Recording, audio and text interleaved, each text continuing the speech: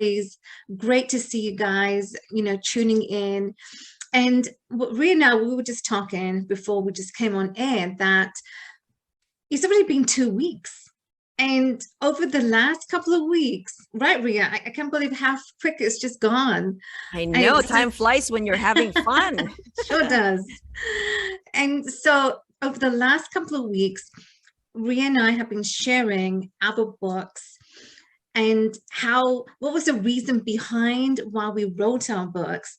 And it's to inspire you to leverage in your personal life and in your business. So how you can make a true success from Ria's book, Apartment Prescription, and my book, From Cocoon to CEO, Living the Life of Your Dreams. So those two books combined together is a formula for success. So without further ado, today we're going to be talking about Ria's book, Apartment Prescription. And today we're going to be talking about chapter 6, her 50 units, 50 apartment units.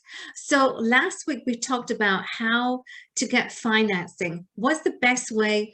Financing was week before last, but then last week we talked about what are the methods that you can find properties, MLS, etc., etc. And today we're going to be talking about her 50 units. Now, Ria, I love the quote by Warren Buffett. You got to have moats around your castle. And that is brilliant. And although the quote may sound silly, but you got to take an advice from people who are successful, people who've been there, they've done that, they are extremely successful, they're billionaires. So Warren Buffett is a great example, and he's such a great man as to what he's accomplished and true success in his own right. So Ria, this quote is about protecting your property, which is your castle. So protecting your properties so that you gotta have a backup plan. Could you expand more on that? Yes, thank you, Alka. That is correct. Warren Buffett said, we got to have a moat surrounding our castle, and our castle is our apartment units. So for me, my moat is something that defends your castle. So if you know about the castle, it has rivers. It could have a river surrounding it, or a body of water surrounding it with crocodiles in it, or it could have a drawbridge so that if somebody attacks your castle, you can draw the bridge quickly. And if somebody swims the river, the body of water, then there's crocodile that's going to eat the the individual or the person that's attacking your castle. So just like in apartment investing, with your castle as the apartment, we have intruders, or I call them competitors, and it's very easy that, especially in a bad time, that your unit from 100% vacant can go empty. So how do you protect yourself from the downside? How do you protect yourself when it's a bad economy? So I always think about the moat when I buy a property. So for me, my moat is my location. Location, location, location. Just like, you a lot of like Grant Cardone would say, do you love the location? Do you love it, right? Because why? Especially in a down market, if you have a bad location, people will leave your apartment. People will not rent your apartment, and they're going to go to where there's better location, because either one, the crime rate could be bad, right? Number two, the job markets may not be there. So your moat should be your location. You investing in your neighborhood would know which locations are prime. So Grant Cardone, my mentor, says it's like a clock. In a clock, you have the small hand and the big hand.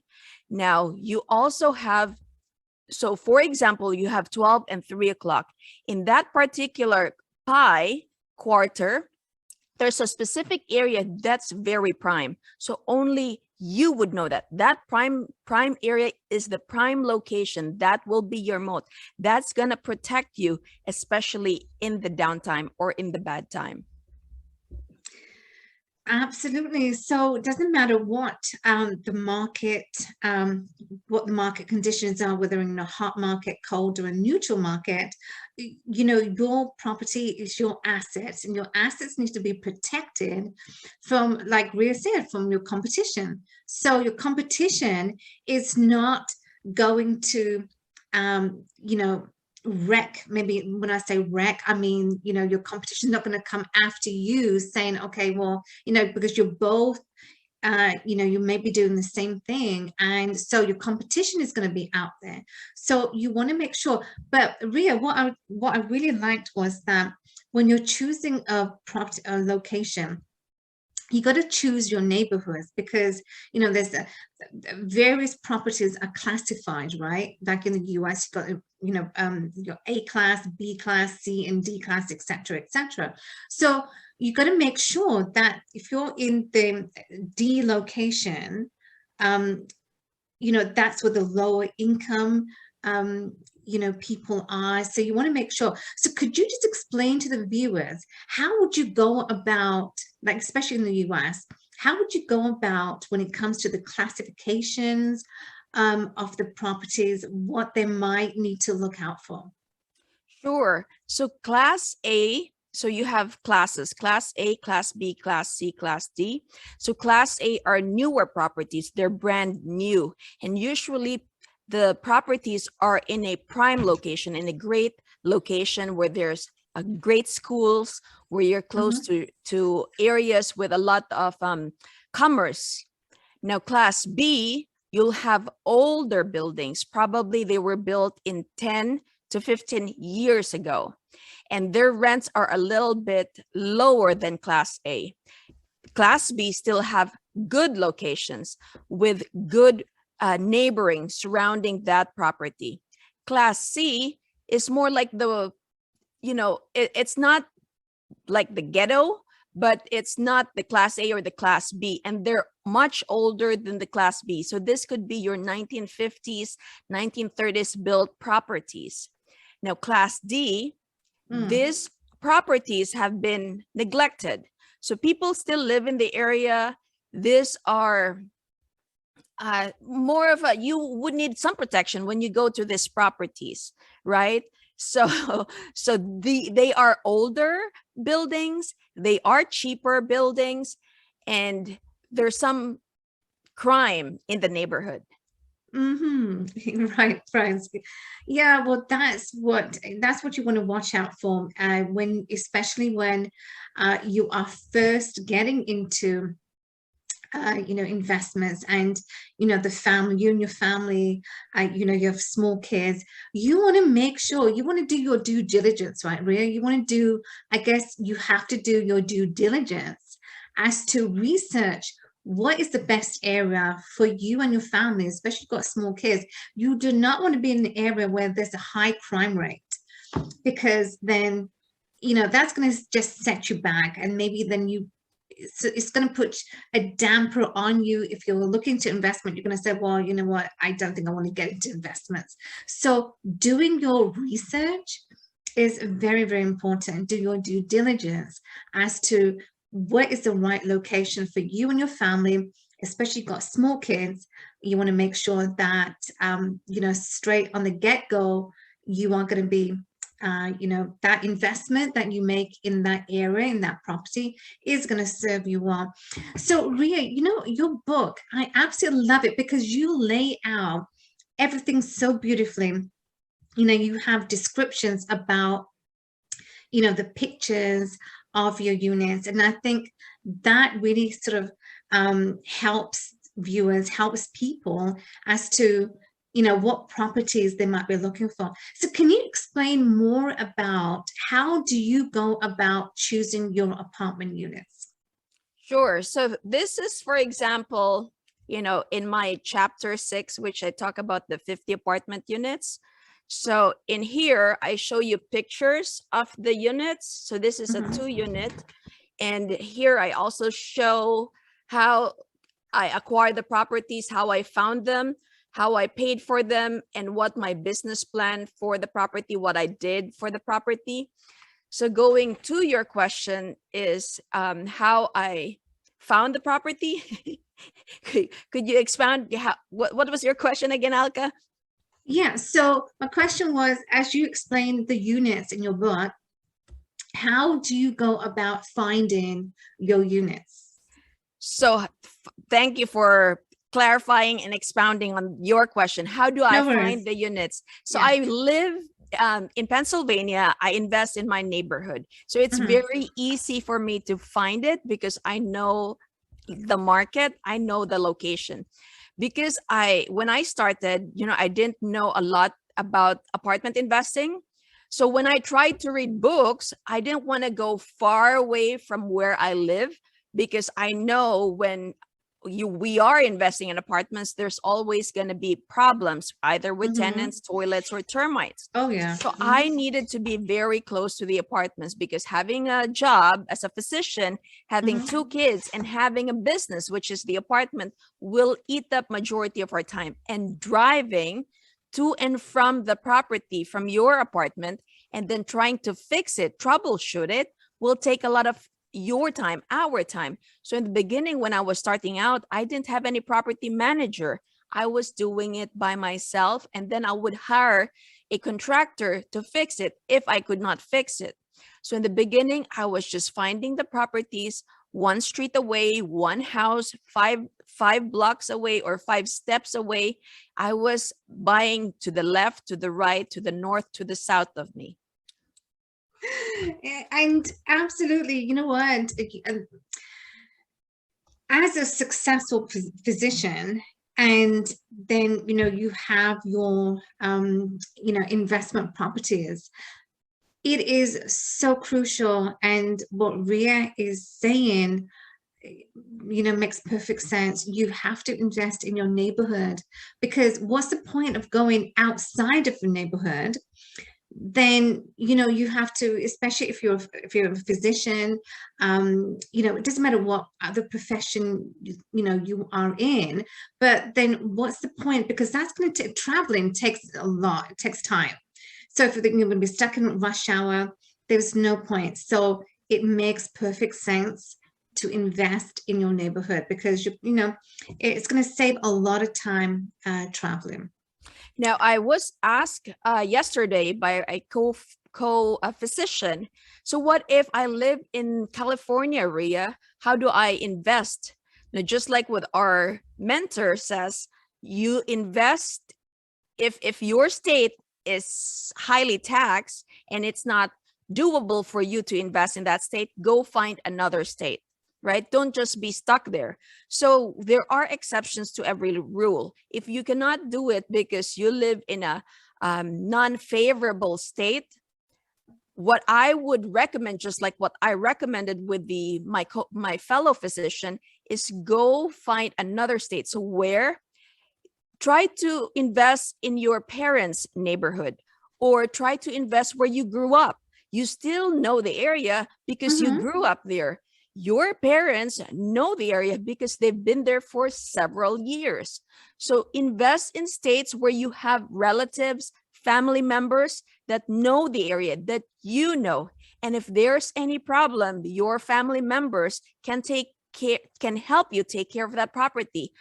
I would pay my brother to come check my property in Delaware and go fix it. So we have to share our blessings too. Just because they're family members that we say, oh, thank you for checking my property, or thank you for fixing my property, I still consider them as, as a professional, that they visited the property, they repaired some items in the property. I will pay them just like I will pay the vendors, because they spent their time, their effort managing your property. So it is you in return, your gratitude, to pay them as well. So it's a win-win on you, and it's a win-win to your family members too. So if your location is not the right state because it's highly taxed, when you buy it, the cash flow does not make sense, then invest in areas where you have family members, friends, relatives that know the area and that you know the area. Absolutely. So invest and, you know, invest in where, you know, your family members are. So absolutely, that's a great point. So Ria, what would you say would be, as we, you know, coming towards the end, what would you say after all the experience that you have shared with us in the book so far, what would you say have been the biggest learning experience that you've had? What would you say have been the most memorable experience? Could you share with the viewers? Yes. So number one that I could leave to you guys is you never make money on a deal you do not own. So own that property and you're going to make, you know, money on it, but you've got to do your apartment math, right? So you never make money on a deal you do not own. So we've got to buy that right property. Now, number two, cash flow is the holy grail in apartment investing. So when you buy because it's cash flowing. You do not buy because you're thinking about the future, that it's going to appreciate 10 years from now. No, no, no, no, no. They say appreciation is icing on the cake. So yes, there will be appreciation at some point in time, but never, ever rely on appreciation. Always invest for cash flowing properties. Do your math. So number one, the deal is very important. The deal is senior to everything else. Why? Because if you do not own it, you never make money.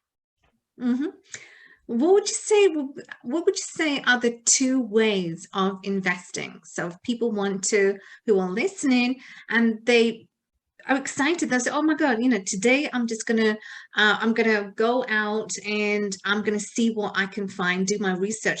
What would you say will be the two ways of investing? So the two ways of investing for me, right, is there's active way of investing and there's passive way of investing.